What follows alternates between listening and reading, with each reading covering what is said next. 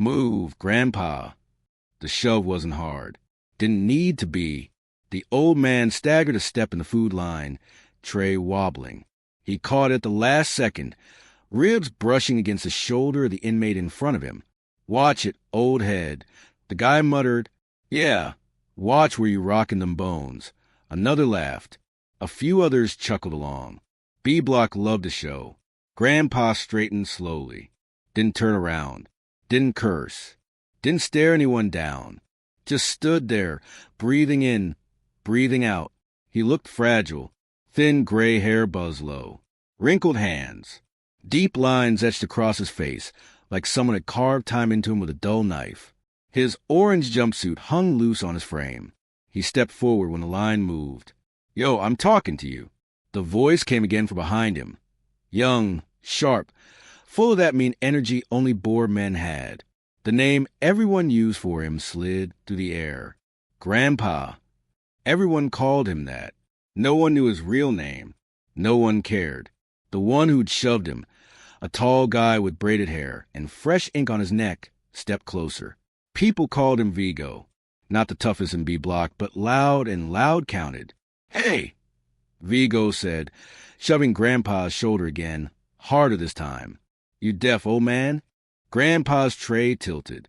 A scoop of mashed potatoes slid to the edge, clinging on. He steadied it with both hands. Still didn't turn. The guard near the wall glanced over, saw the tension, then looked away. Too early for paperwork. Vigo laughed. "Ain't nobody told you how it works in here?" he said. "Old folks don't get respect for free. You pay like everybody else." The guy in front of Grandpa stepped aside with his tray, wanting no part of it. Now the old man stood in open space, Vigo behind him, a small circle of attention forming. Prison gravity. Drama always pulled bodies in. "Look at me," Vigo ordered. Grandpa's shoulders rose with a breath, fell with the exhale. Finally he turned, slowly. His eyes lifted to Vigo's face.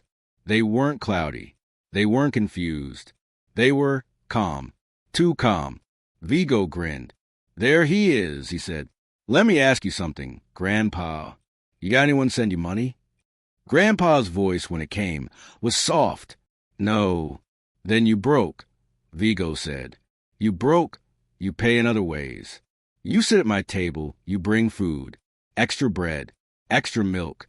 That's your tithe." Grandpa blinked. "I don't sit," he said.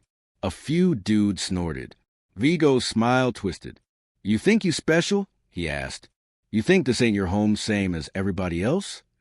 Grandpa looked around the cafeteria. Concrete. Steel. Men in orange. "This isn't my home," he said. "Where you think you at?" Vigo laughed. "Retirement village?" Laughter rolled out. Grandpa didn't join. His gaze drifted back to Vigo's eyes and stayed there. Steady. Unblinking. "I'm only passing through," Grandpa said. Something in the way he said it, no arrogance, no fear, just quiet certainty, made Vigo's grin falter for half a second. He covered it fast with another shove. "You pass through my line, you pay," Vigo said. "That's my rule." Grandpa's tray finally tipped. Mashed potatoes slid off. Plastic cup clattered to the floor. Milk splashed across his shoes. The room quieted a little. Not because of the mess. Because everybody knew. Now the old man had to do something. Pick it up. Apologize. Freeze. Any choice said something about him. Grandpa stared at the food on the floor. His jaw tightened barely. Then he bent down. Slow. Old. He picked up the empty cup. Placed it back on the tray. Didn't wipe his shoes. Didn't complain. Vigo laughed loud. Relief in it. "I see?" "He domesticated," he said. "Next he gonna be washing my drawers." Someone called from a nearby table. "Leave Grandpa alone, man. He probably got arthritis." More laughter. The guard still didn't move. Grandpa looked at the mess. Then at Vigo. "Is that enough for you?" he asked. His voice wasn't shaky. Just tired. Vigo smirked. "Not even close," he said. "Matter of fact, you just volunteer for a shift. Tonight, showers. You do my washing." Grandpa's fingers flexed on the tray. "I don't take orders," he said. Vigo stepped closer. You do now. He jabbed 2 fingers into Grandpa's chest. Unless you want to find out how fast old bones break. Grandpa's eyes flickered down to the fingers. Just for a second, there it was, the tiniest shift, a flash behind his gaze like a light coming on in a locked room. Then it was gone. He stepped back. Vigo laughed, mistaking retreat for surrender. Yeah, he said. Thought so. Sit in the corner like you do and eat your soft food. Grandpa. World already done with you. Grandpa turned away. He walked to an empty table. Sat alone. Picked up what was left of his meal. No one saw the tightness in his jaw. No one saw the way his shoulders adjusted, as if shaking off old weight. No one except Officer Ruiz. She watched from the corner by the exit, arms folded. She'd been here long enough to see all types. Quiet, broken men. Quiet, dangerous men. She'd watched Grandpa come in 2 weeks ago. Old, yes. Slow, yes. But the way he scanned everything, the way he moved his feet, it didn't match the tremor in his hands. She thought, he's seen violence before. Real violence. Now she watched Vigo wipe milk off his shoe like he'd accomplished something. Her radio crackled. Unit C, all clear? She pressed a button, eyes still on Grandpa. Yeah, she said. For now. At the lonely table, Grandpa ate in small, controlled bites. To everyone else, he was nobody. Just another old man waiting to die behind walls. None of them knew 3 things. He hadn't come here to die. He hadn't come here by accident. And somewhere in this prison, the man who murdered his daughter was breathing borrowed time. Lights out in B Block didn't mean silence. Men argued through vents. Cards slapped concrete floors. Someone cried quietly into a pillow. Someone else banged on his door, demanding meds he wasn't getting. Grandpa sat on his bunk, elbows on his knees, eyes open in the dark. He didn't sleep much. Didn't need to. Didn't trust to. 2 rows down, Vigo bragged loud to his crew, the echo carrying. Old man damn near tripped over himself. Man's bones probably dust. He gone fold like laundry tonight when we get him in the showers. More laughter. Grandpa closed his eyes briefly, not in fear, in calculation. He had no interest in humiliating Vigo, no desire to fight, not anymore. But avoiding a fight and running from one weren't the same thing. He'd take the first option, never the second. A soft voice floated from the darkness beside him. You awake? Grandpa turned slightly toward the next cell. A man sat cross-legged on his bunk, hands clasped. Everyone called him handsome, an ironic name for someone whose face looked like it lost a battle with a brick. But he was calm, thoughtful, and unlike most in here observant. I'm awake, Grandpa said. Thought so, Handsome replied. You moved too quiet to be sleeping. Grandpa didn't answer. Handsome shifted. You know Vigo ain't gone let today go. I know. You gone show up to the showers like he said? Grandpa's jaw flexed. Yes. Handsome raised an eyebrow. Ain't smart for a man your age. Grandpa exhaled through his nose. A man my age knows which fights to walk into. Handsome chuckled softly. You talking riddles, old man. Grandpa didn't smile. Better than talking in regrets. Handsome leaned against the wall. I've been in here 15 years, he said. Seen kids come in loud and leave in caskets. Seen old dudes come in quiet and leave the same way. But you, he studied Grandpa's silhouette. You walk like a man who ain't scared of nothing. Grandpa shook his head. I'm scared of one thing, he murmured. What? Remembering. Handsome frowned. Remembering what? Grandpa didn't answer. Didn't need to, because right in that moment, his mind replayed the night that sent him here. The ringing phone, the trembling deputy's voice, the words that cracked his world were, sorry, it's your daughter. He squeezed his hands into fists, old knuckles cracking in the dark. Handsome spoke softly. You ain't here for no petty crime, are you? Grandpa stayed silent. Silence was enough of an answer. Handsome nodded. Didn't think so. A distant door clanged. Boots marched down the block, doing late-night checks. Grandpa's eyes opened again, focused, sharp. The guard passed the cell without slowing. As soon as footsteps faded, Handsome whispered, "You ever trained?" Grandpa didn't move. "Why do you ask?" "'Cause you got that look," Handsome said. "Seen it before. Back when I used to watch fights on TV. Men who don't flinch when trouble steps up. Men who know how to break bone without blinking. Men who've been in real cages." Grandpa's voice dropped lower. "I spent too many years in cages."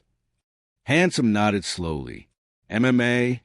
Grandpa didn't confirm, didn't deny, but his silence said enough. Handsome whistled quietly.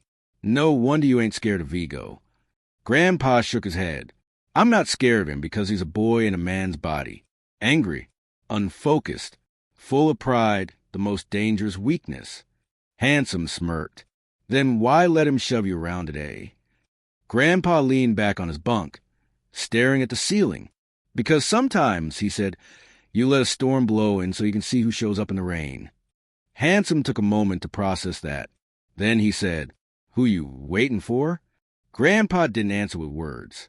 He answered with silence that felt heavy, like a name he refused to say. Handsome understood enough. "You looking for somebody?" Grandpa's breath froze for a second. Then, "Yes." "You think he's here?" "I don't think," Grandpa whispered. "I know." Handsome's eyes widened.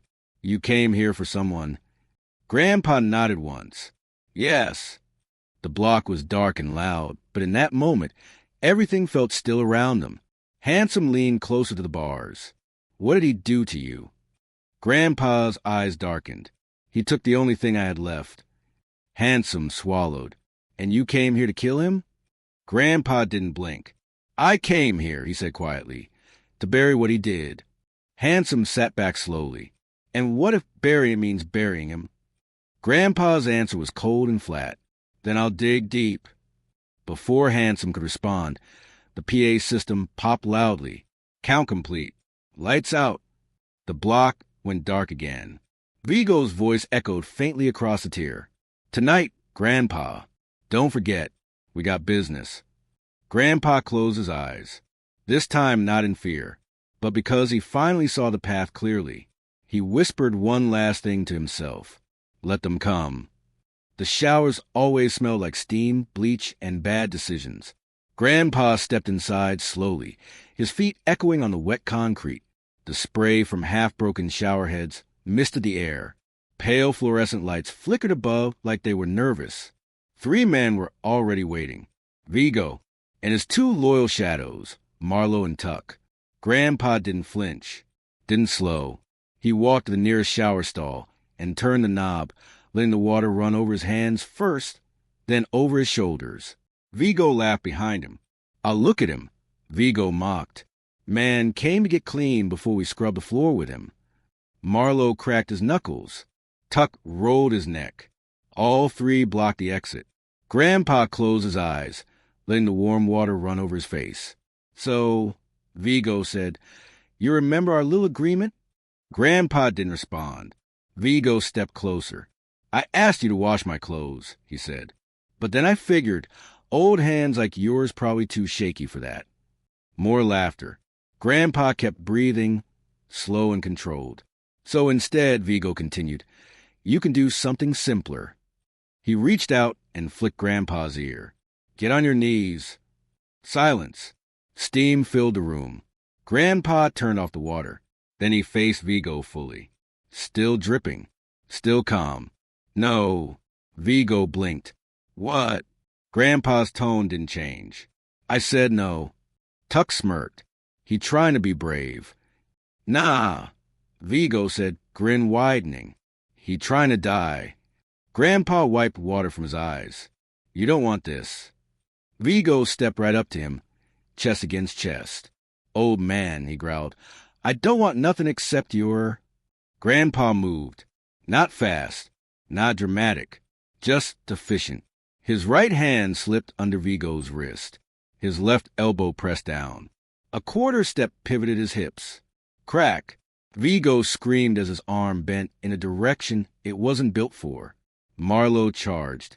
Grandpa sidestepped. guided Vigo's collapsing body into Marlowe like a human shield. Both men stumbled. Tuck lunged with a wild haymaker. Grandpa blocked with one forearm, dropped low, hooked Tuck's leg, lifted with surprising strength. Thud. Tuck hit the floor on his back. Air knocked clean out of his lungs.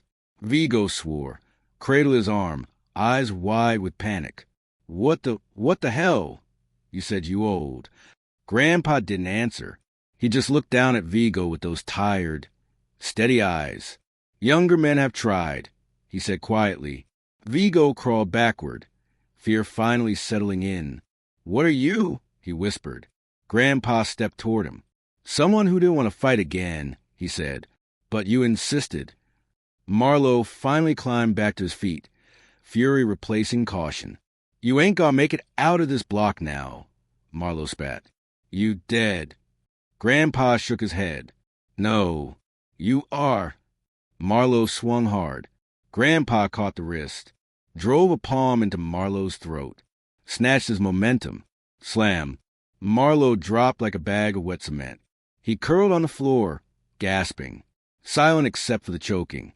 Vigo pressed himself against the wall, shaking now.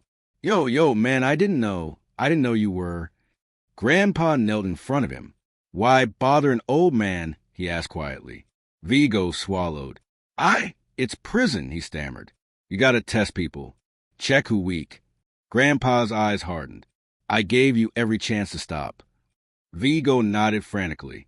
I'm done, Grandpa. Please don't. Grandpa exhaled. He didn't hit him, didn't touch him again. Instead, he stood. You want to live long in here? Grandpa said calmly. Walk away from fights you don't understand. Vigo nodded so fast his neck popped. Grandpa walked past him, heading toward the shower's exit. He paused only long enough to say one final sentence. Tell anyone who asks, I'm not the one to test. Then he stepped out of the showers, leaving 3 men behind, 2 groaning, 1 shaking, all suddenly realizing the harmless Grandpa was nothing close to harmless outside the showers. Officer Ruiz stood near the corner, just out of sight. She'd seen enough to understand something that chilled her.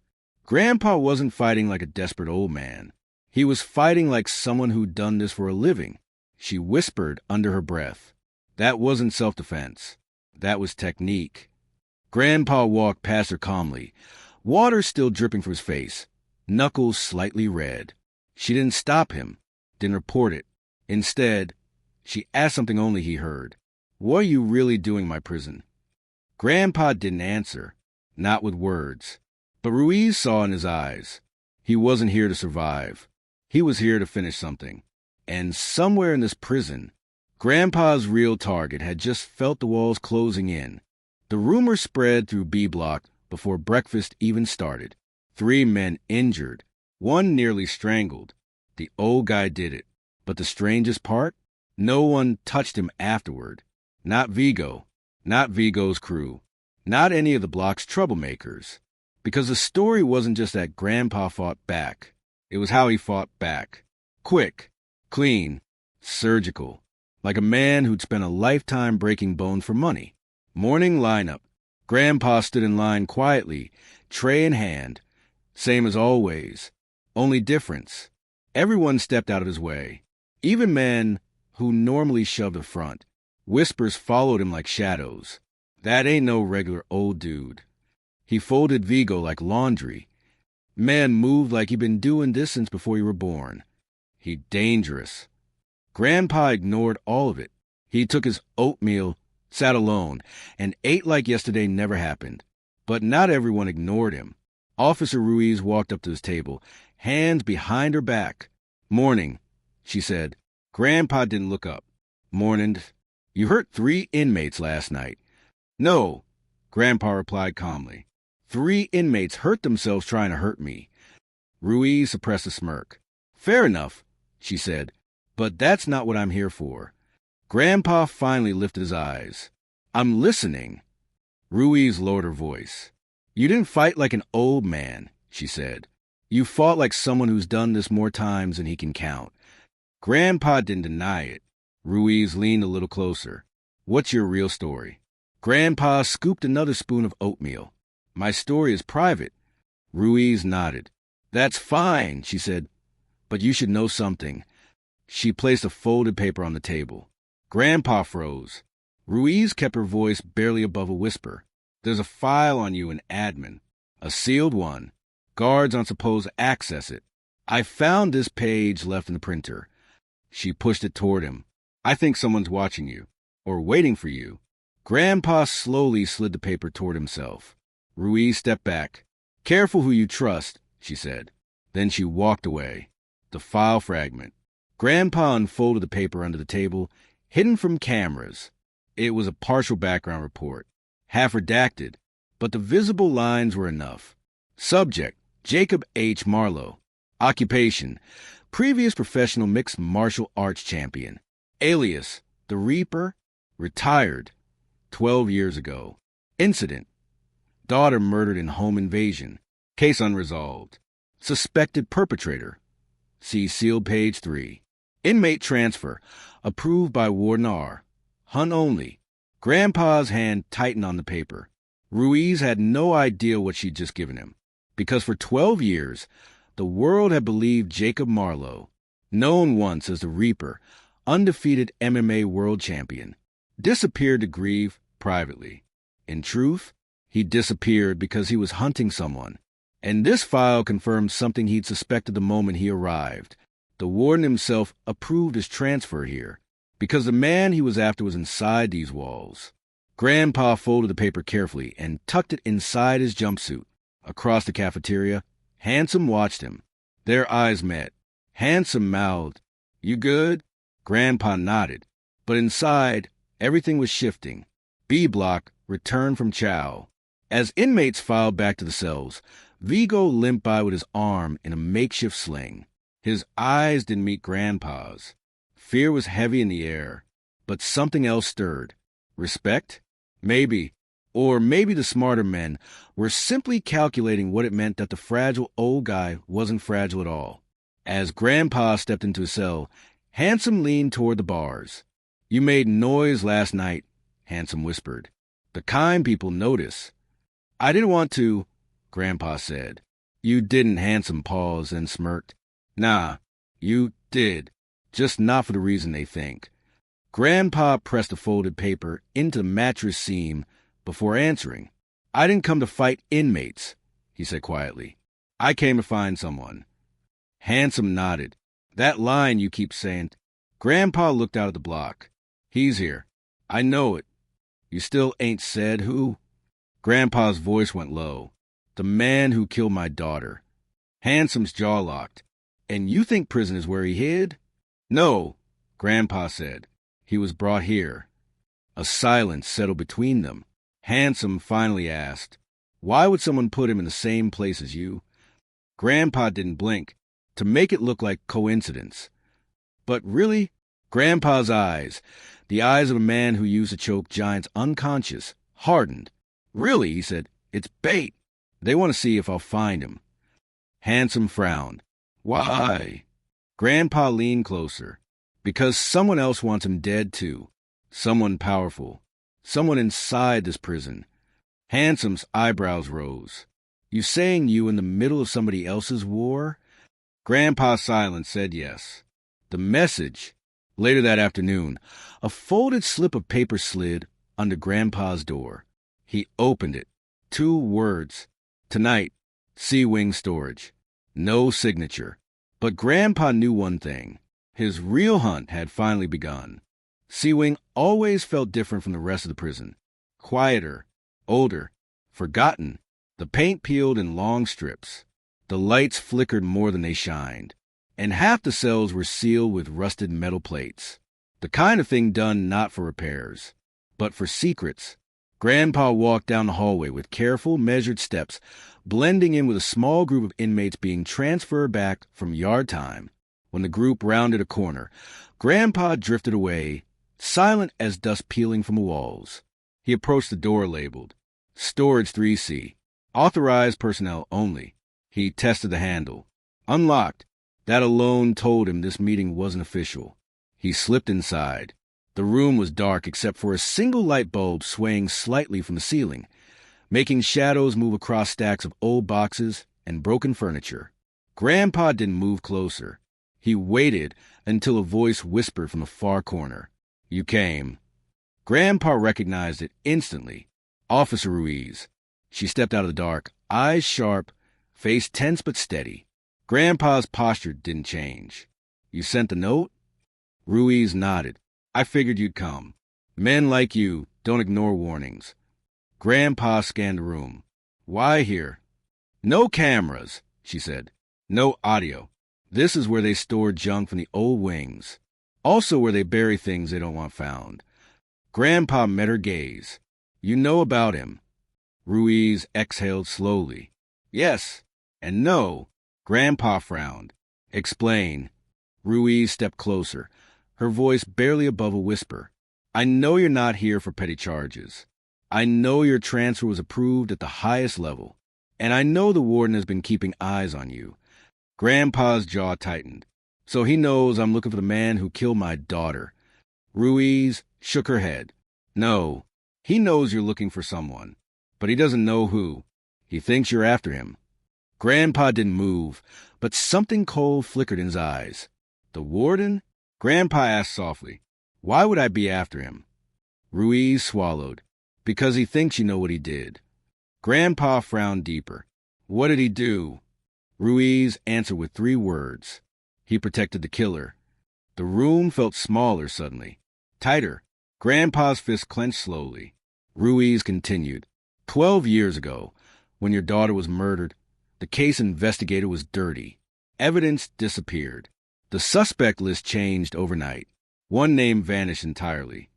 Grandpa's voice cracked like old stone. "What name?" Ruiz hesitated. "I don't know, but I know where you can find it." Grandpa's eyes sharpened. "Where?" Ruiz reached behind a stack of boxes and pulled out an old file, dusty, taped, partially torn but still sealed with a red evidence strip. Grandpa's heart pounded once, then twice. Ruiz placed it in his hands. "An inmate stole this from admin. He got caught and disappeared. I found it hidden inside an old light fixture. I've been holding it for weeks." Grandpa stared at the file as if it weighed 100 pounds. "Why give it to me?" Ruiz replied instantly. "Because the warden is planning something tonight. Something involving you. If you don't know the truth before he moves, you won't survive." Grandpa's breathing slowed. Deep, controlled. "What truth?" he asked. Ruiz's voice dropped even lower. "The man you're hunting isn't just an inmate." Grandpa's eyes narrowed. Ruiz looked right at him. "He works here." The words hit like a strike to the ribs. Grandpa stepped back, gripping the file. "One of the guards killed my daughter?" Ruiz nodded. "Yes, and the warden covered for him." Grandpa's jaw clenched until it popped. A flash of memory. His daughter's last voicemail. Her saying she'd seen something weird. The crash in her voice. The fear she tried to hide. Now it made sense. Ruiz wasn't done. "I don't know which guard it is," she said, "but I do know this. The warden placed both you and the killer in the same prison. He wants to see who finds who first." Grandpa stared at her. "And if I find him first?" Ruiz didn't blink. "Then you'll have done the job the warden is too scared to finish." Footsteps echoed in the hall outside. Ruiz stiffened. "We're out of time." Grandpa tucked the file inside his jumpsuit. Ruiz grabbed his arm. "Listen to me. After tonight, you won't get many chances. The warden is already suspicious. He ordered extra patrols." Grandpa nodded once. "Thank you." Ruiz shook her head. "Don't thank me yet. When you open that file, your life gets smaller, harder, angrier." Grandpa's voice turned colder than the air around them. "It's been angry for 12 years." Ruiz stepped back into the shadows. "Go," she whispered, "before someone sees you." Grandpa opened the door slowly, slipping back into the hallway just as a guard passed. He walked away without looking back. In his cell later, with the block loud and chaotic, Grandpa opened the file with trembling fingers. Inside was a single photograph, an ID badge, a uniform, and a face he recognized. one he'd seen every day since arriving. A guard, alive, smiling, standing over his daughter's body. Grandpa whispered the name on the badge. Vance! And just like that, the real hunt began. Grandpa didn't move for nearly a full minute. The picture trembled between his fingers, the edges digging into his palms. Officer Vance, smirking, young, uniform crisp, standing half a step behind a coroner's sheet that covered his daughter's lifeless body. A hand, Vance's hand, was gripping the stretcher as if helping the EMTs. Helping, but the smile wasn't right. It wasn't grief, wasn't shock, wasn't sympathy. It was satisfaction. Grandpa folded the photo slowly, like he might break if he moved too fast. He slid it under his mattress, breathing in shallow, controlled breaths. 12 years he'd looked for the man who killed her. 12 years thinking he was chasing a ghost. Now the ghost had a name and a shift schedule. Handsome approached the bars quietly. "You okay?" he asked. Grandpa didn't look at him. "Yes." That didn't sound like yes. Grandpa's jaw flexed. Handsome studied him for a beat, then lowered his voice. "You found something tonight." Grandpa said nothing. "You ain't got to tell me," Handsome added. "Just don't walk into a war blind." Grandpa finally looked at him. "I've waited 12 years for this," he said softly. "Blind is all I had." Handsome nodded slowly. "Then at least tell me one thing," he said. "Do I gotta worry about you not coming back tonight?" Grandpa considered it. Then, "No." "Good," Handsome said, "'cause you ain't done teaching me them hand locks." A tiny, humorless breath escaped Grandpa's nose. "Soon," he said. "Lights out." The moment the block went dark, Grandpa stood. He didn't bother pretending to sleep. He wouldn't sleep again until this ended. Vance worked late shifts every other night. Grandpa had watched, counted, memorized. Tonight was one of those nights. He slipped off his bunk and knelt, reaching beneath the bed frame. His fingers found what he'd hidden weeks earlier. A toothbrush, shaved down, handle sharpened. A prison shiv disguised as dental hygiene. He didn't want to use it. He didn't come here for blood. He came for truth. But truth was rarely clean. Handsome watched him quietly from a neighboring cell.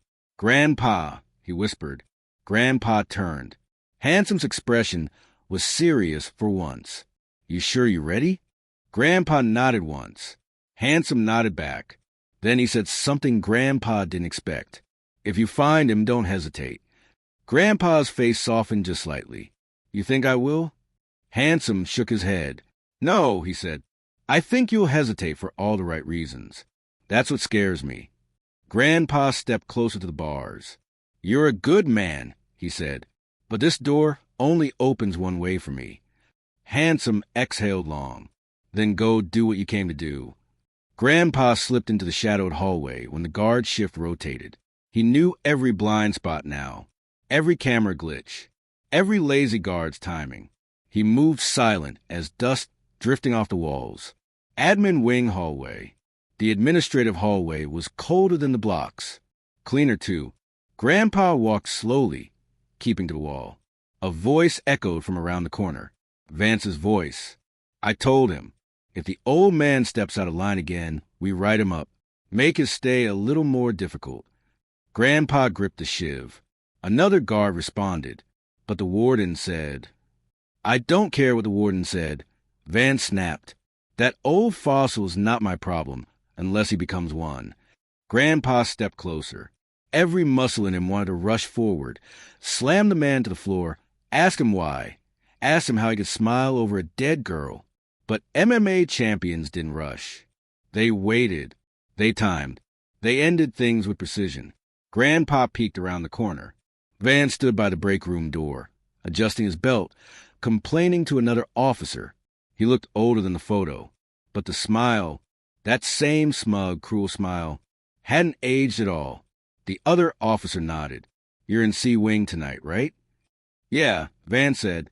"And I swear, if one more inmate gives me lip." Grandpa stepped into the hallway. Vance froze. The other guard blinked. Grandpa, you lost." Grandpa didn't speak, Didn't blink. Just stared at Vance. Vance's posture shifted. First surprise. Then annoyance. Then something else. Recognition? No. Recognition turning into fear. Hey, old man, Vance said, trying to sound confident. You're not supposed to. Grandpa walked toward him. Slow. Steady. Like a man who already knew the ending. The other guard took a step back. Sir, get back to your block. Grandpa kept walking. Vance's hand twitched toward his baton. Back up, Vance said. I'm warning you. Grandpa stopped 3 feet away. You murder my daughter. The hallway went silent. Vance's face drained. What did you just say? Grandpa took one more step. You killed her 12 years ago. The other officer looked confused. Vance, what's he talking about? Vance swallowed hard. I don't know, this guy's crazy. Grandpa reached into his jumpsuit, pulled out the folded photo, opened it, held it up. Vance's breath hitched. The other officer leaned in to look, and that moment of distraction was all Grandpa needed. His hand moved. Fast. Precise. The MMA way. He slammed Vance back against the wall, forearm pinning him by the throat. Vance choked. The other guard stepped forward. Grandpa twisted, trapping it with a wrist lock.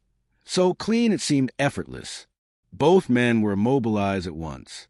Murderer. Grandpa whispered. Vance's eyes bulged. You don't know what you're talking about. Grandpa leaned in until their faces were inches apart. Then tell me, he growled, why you smiled. Vance's breath shook. His lips trembled. And then he said a single sentence that turned Grandpa's blood to ice.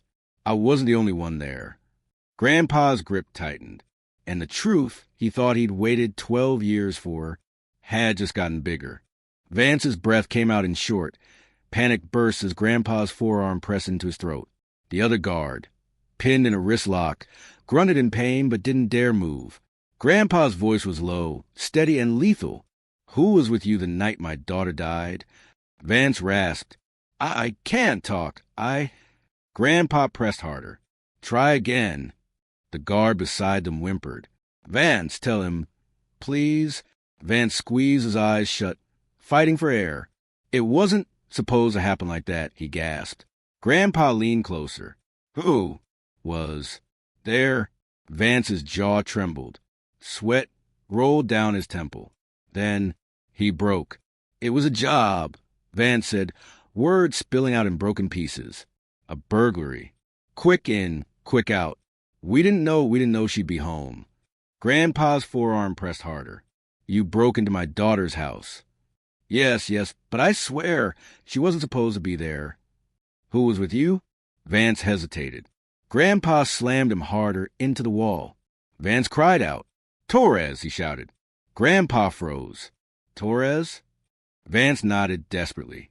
He was with me. We were working for someone. We thought the house was empty. Your daughter... She came out of the room. Torres panicked. He hit her. She fell. Grandpa felt something inside him crack. Not loudly. Quietly. Dangerously. He whispered, You let her die. Vance whimpered. It was supposed to look like a break-in gone wrong. We grabbed what we were told to grab and left. She was still breathing when I ran. Torres stayed behind to finish it. Grandpa's entire body went still. Finish it? Vance nodded weakly. Yes, please.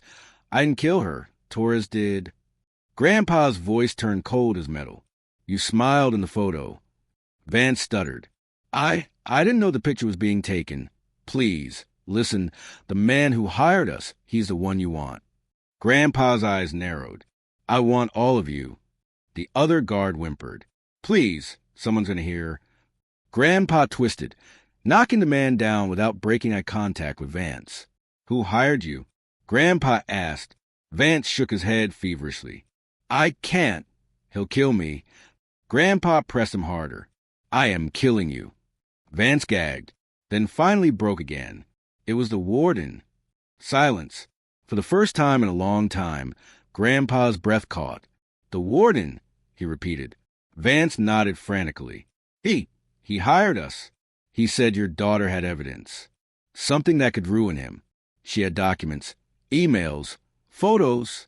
He wanted them destroyed. Grandpa's heartbeat turned into a slow, violent thud. And he used you. Yes, he paid us. He said it had to look like a robbery. Torres lost control. I panicked. I didn't mean... Grandpa snarled. Where's Torres now? Vance gasped. He's here. They put him in this prison last year. New identity. New papers. He's in B block. He's the one who... Grandpa cut him off. I know who he is. Vance blinked. Confusion ran across his face. You do? Grandpa stepped back, letting just enough air into Vance's lungs. Yes, Grandpa said. He picked a fight with the wrong old man. Vance choked for breath, bending over, hands on his knees. The other guard crawled backward away from them, terrified. Grandpa stared down at Vance with a lifetime of fury in his eyes. Torres murdered my daughter, Grandpa said. But you helped him. Vance shook his head desperately. I didn't hit her, Torres. You held the door, Grandpa interrupted. Vance froze. Grandpa said it calmly, quietly, like it was simply a fact. You held the door.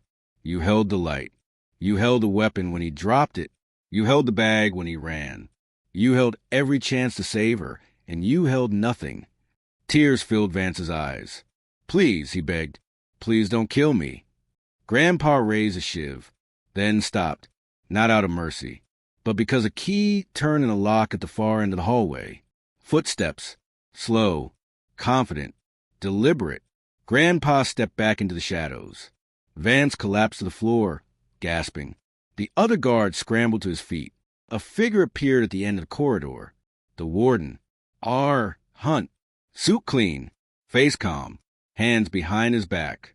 He walked up slowly, eyes moving from Vance on the ground, to the trembling guard, to the air where Grandpa hid in the shadows.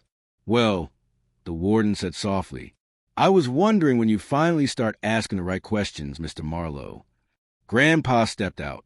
No more hiding. No more patience. Why did you kill her? Grandpa asked.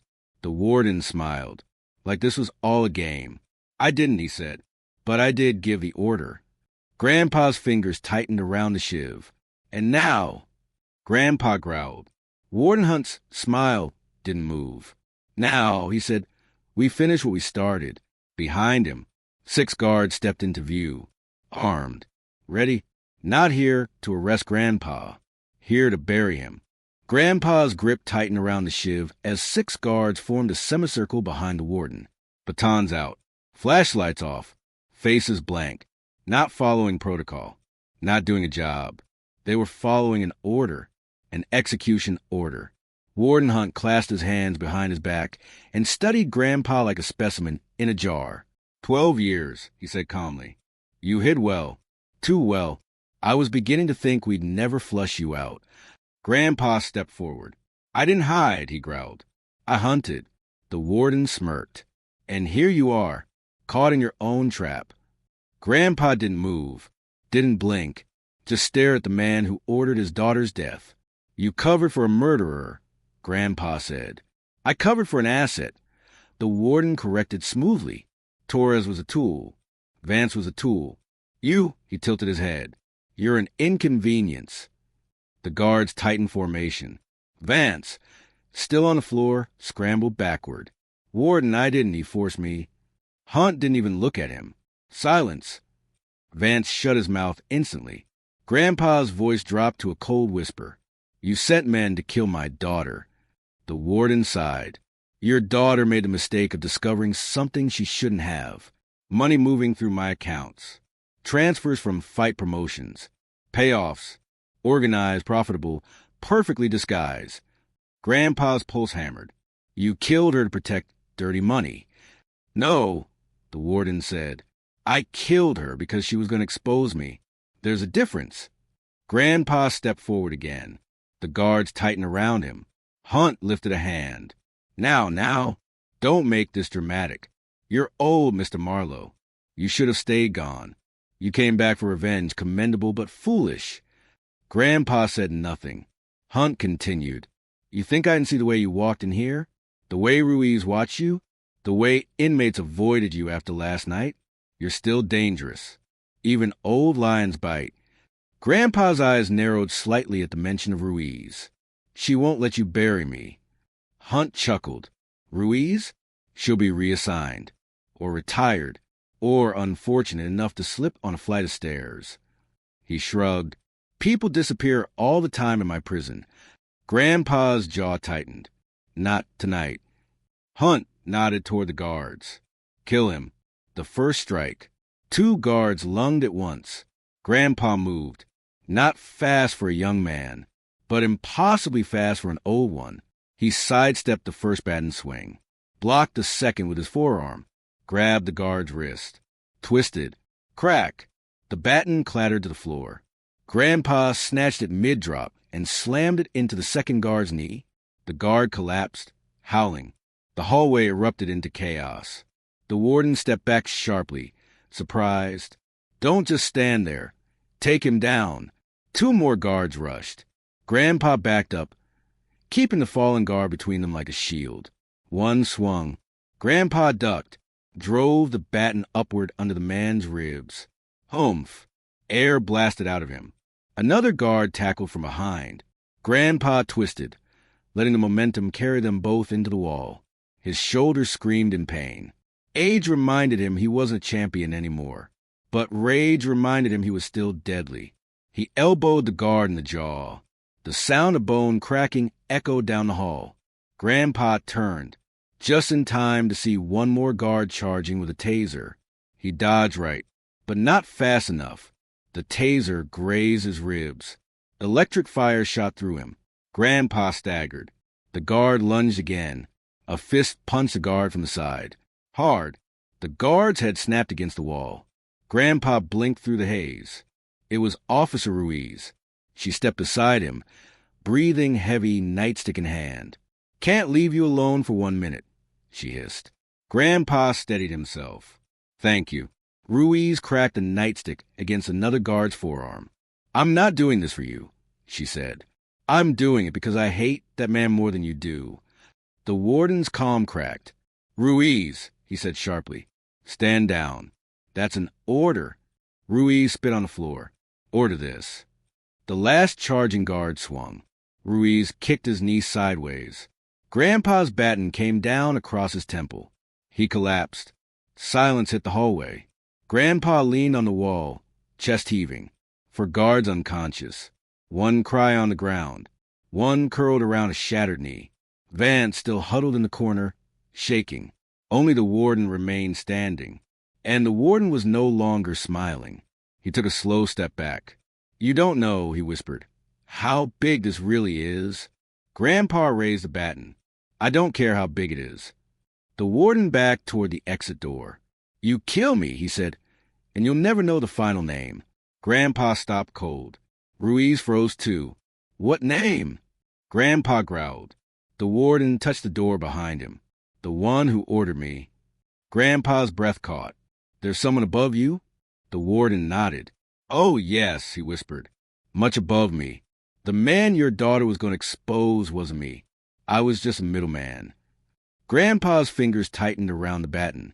Ruiz stepped closer. Who? She demanded. Warden Hunt smiled again. That same terrible smile. Find Torres, he said. He knows. Grandpa lunged, but the warden threw open the door. A blinding alarm shrieked. Red lights flashed, and the warden ran.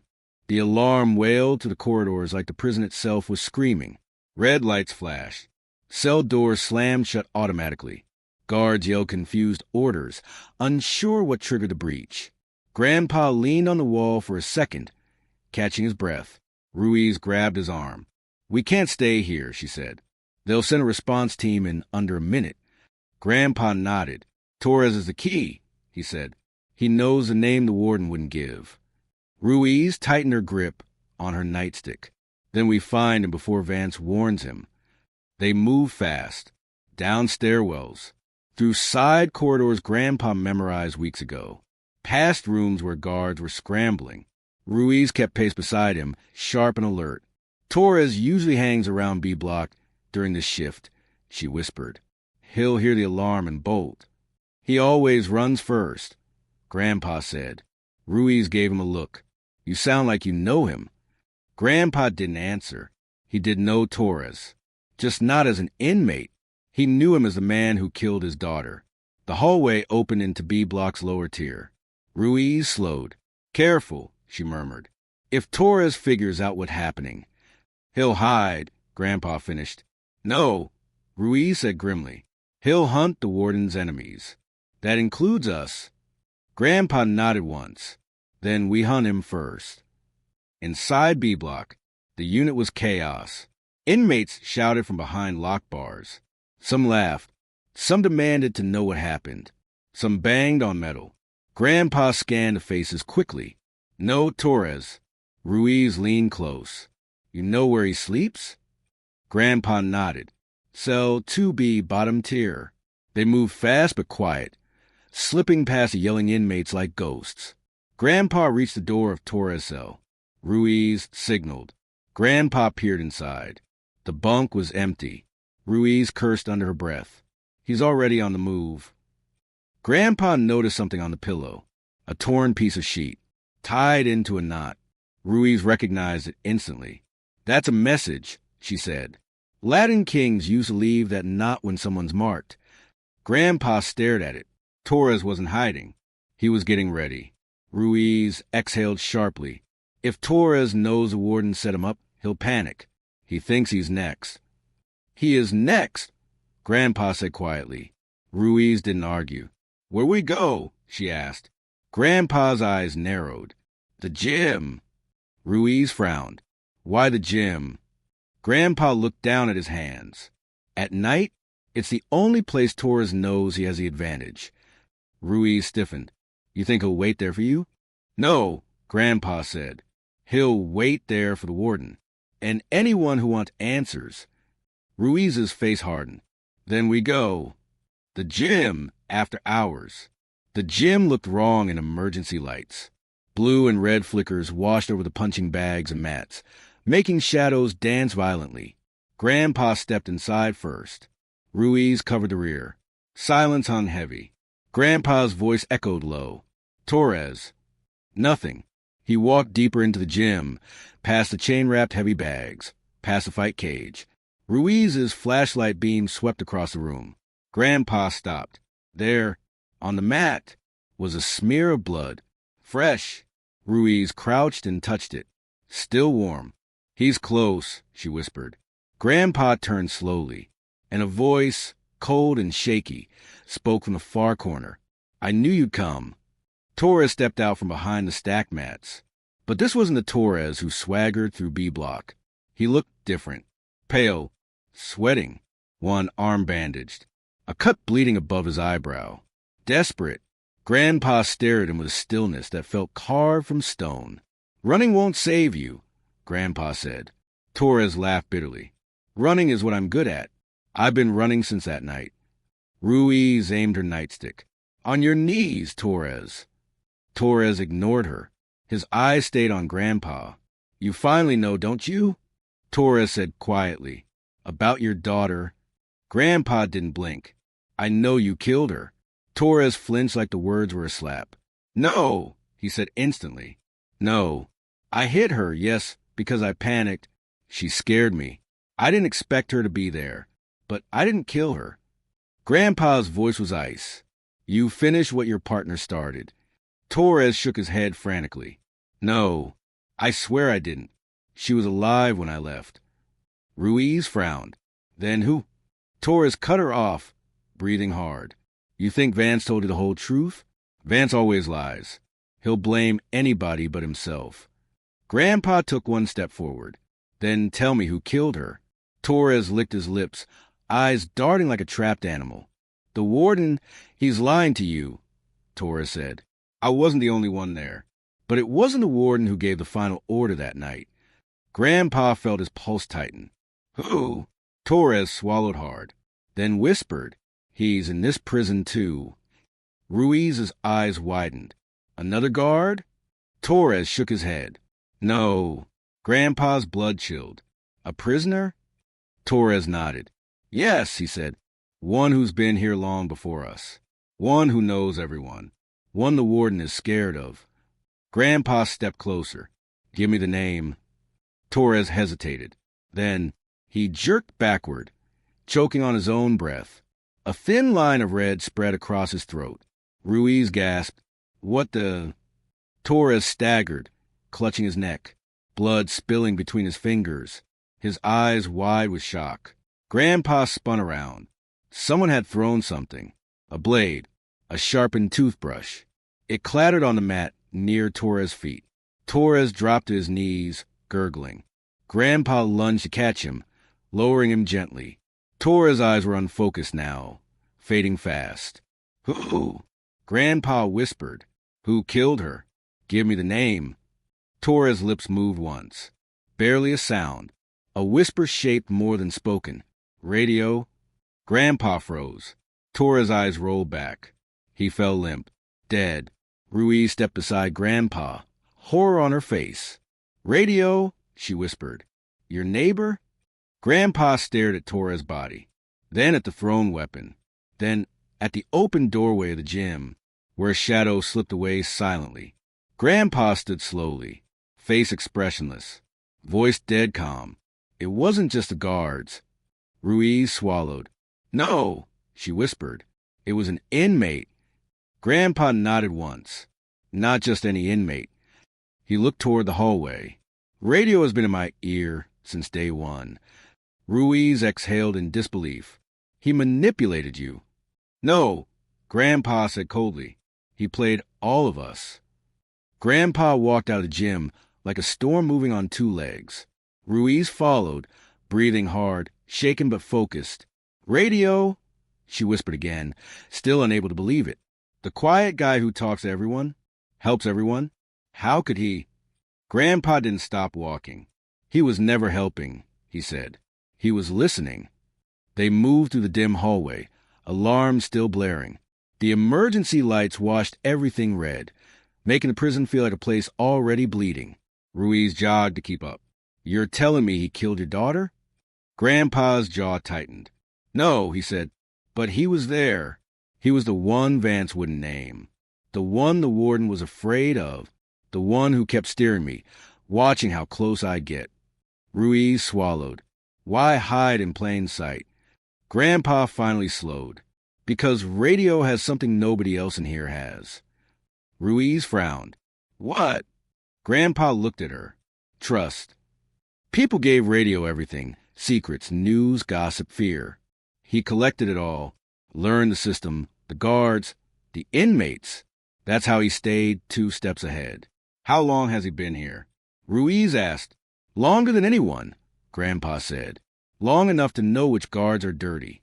Long enough to know where the bodies get buried. Long enough to know how to keep his hands clean. Ruiz's eyes widened. You think he's the one who hired Vance and Torres?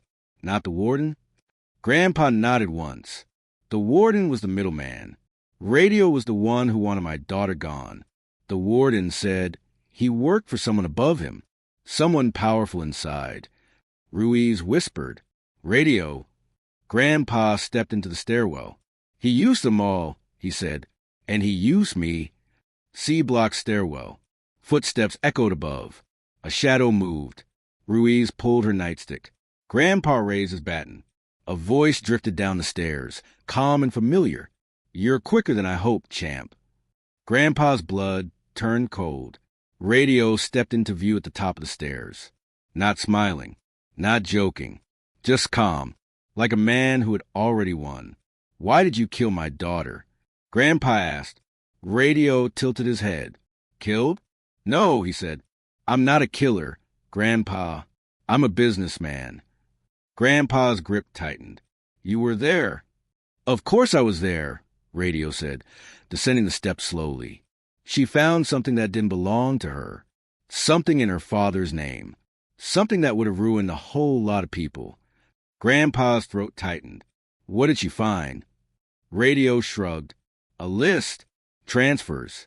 Payments tied to fight rigging, drug running, guard trafficking. But you were the big one. Grandpa frowned. What about me? Radio smiled faintly. You weren't just a fighter, Grandpa. You were a symbol, a man who couldn't be bought, a man companies wanted to control. When you refused, certain people lost money. Grandpa's breath shook. You tried to use her to get to me. Radio nodded. She was supposed to deliver a message. She refused. Grandpa stepped forward. Swing ready. She refused, he repeated. So you had her killed. Radio lifted a hand peacefully. No, Torres killed her. Vance covered it. The warden cleaned it. I watched. Grandpa's knuckles whitened. Why? Radio's voice softened. Because you were too dangerous to face in the ring. But out of the ring? Off your balance? Off your path? You're predictable. Grandpa lunged. Radio dodged with surprising speed for a man his age. The baton slammed into the wall. Sparks flying. Radio spun behind him, moving with the smoothness of someone who spent years studying violence without ever needing to show it. You think I'm trained too? Radio said calmly. You think being surrounded by killers doesn't teach you how to survive? Grandpa swung again. Radio ducked, sidestepped, moved with the rhythm of someone who'd watched fighters more than he'd watched television. Ruiz charged forward. Radio kicked her knee sideways, not enough to break it, but enough to drop her. She cried out, collapsing. Grandpa roared and rushed him. Radio backed up the stairs. Grandpa followed. Each step echoed like a countdown. Radio spoke calmly, even as he retreated. You want to know the funniest part, champ? Grandpa didn't answer. You came here thinking you were hunting one man. Radio laughed softly. You were hunting an entire network. A system. A business built on people like you. Grandpa lunged, grabbing Radio by the collar. They crashed against the railing. Radio's eyes widened, not in fear, but in fascination. You're still strong, he whispered. Even old. Impressive.